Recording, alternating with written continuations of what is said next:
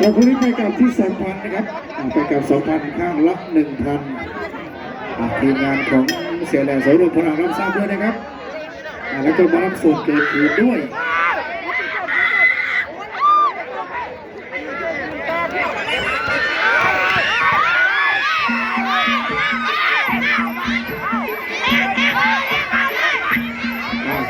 คู่นี้2,000ครับเดนเมจากฝั่งห้วยวังจากทุกท่านครับทีมงานเสียแหล่สอรวมพลัง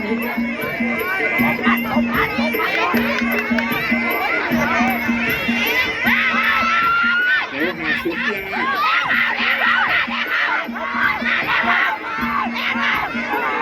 สไตล์สาวหล่อแทงซ้ายมาน้ำเงินในมวยเจ้าถิ่น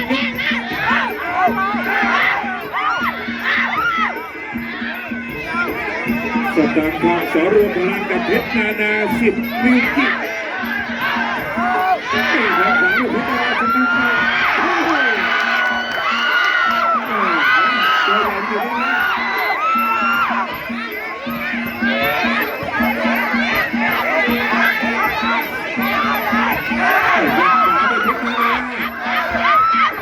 แทงซ้ายมาแทงมา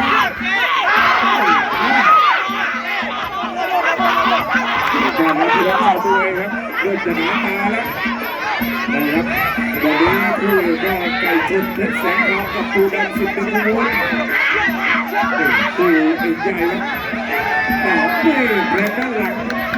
แบบนี้ทบไม่ได้ครับชอบแทงด้านหลัง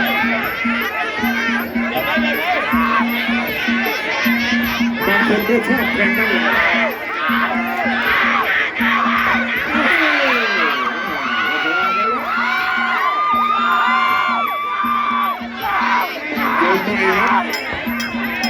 ทบที่1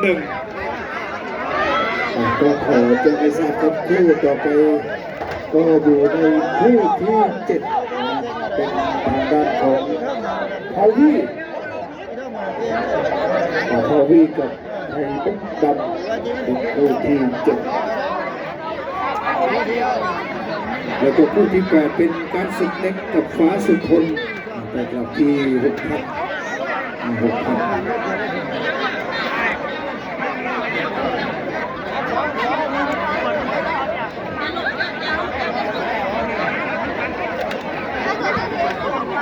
นคู่ที่7เป็นพาวีกับไทยมุกดำคู่ต่อไปนะครับแล้วก็การศึกเล็กกับฟ้าสุทนคู่ที่8ส่วนในคู่ที่9เป็นใบคนเล็กกับรุ่งเพรินเห็นไหมครับแล้วก็คู่ที่10เป็นยอดอาวุธกับทองนพเก้า11ก็เป็นซุปเปอร์เก๋า10 ดาวเรืองกับ40 ดีกรีสชงกิจ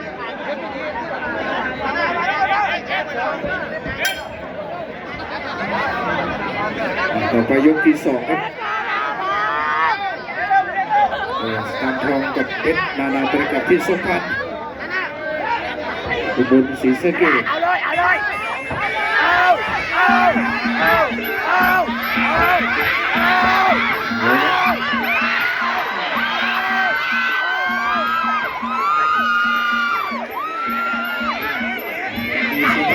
เพชรตาดีนะครับ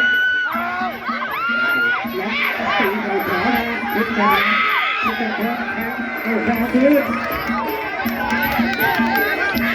คุณสู้กัน3 ยก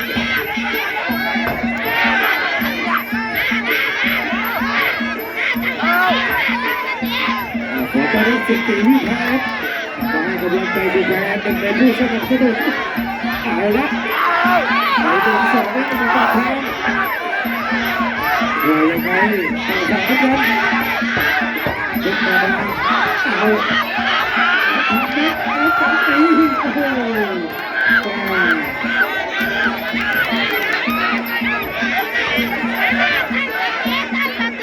เอาซ้ายแทงสวนโดนไปที่ขวาเหมือนกันเป็นมาแยก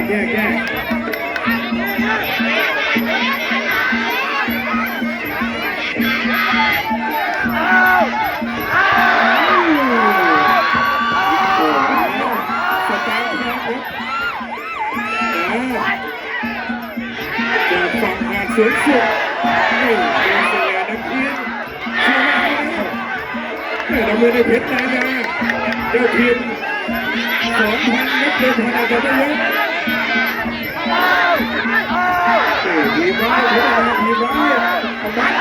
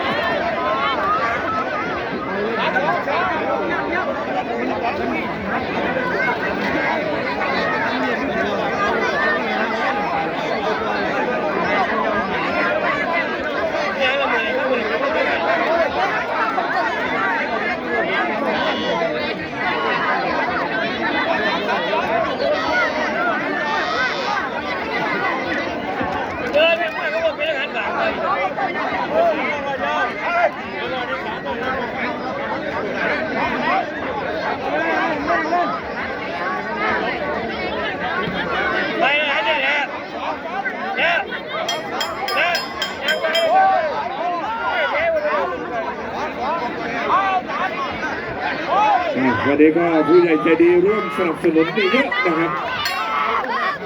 วันนี้ก็ขอบคุณคุณพ่อผอ.เรืองยศกวงคดนะครับอดีตผู้อำนวยการโรงเรียนอนุบาลบรรพตอารมณ์นะครับขอบคุณท่านนายกประยูนวงใหญ่นายกองค์การบริหารส่วนตำบลนาช้างนะครับอาจารย์พิชิตอาจารย์กำนันตำบลนาช้างกำนันนพคุณสายเนตรจากตำบลเนียม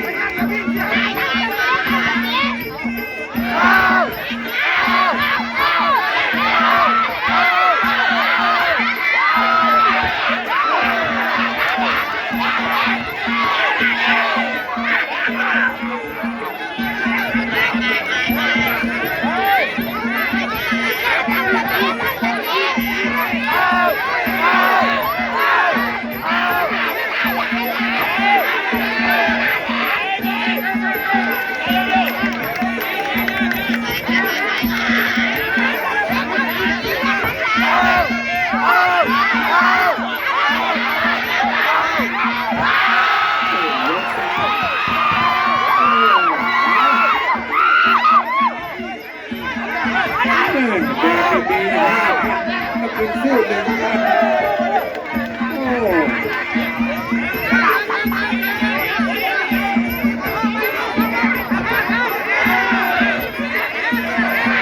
ไม่เจอไม่ครับ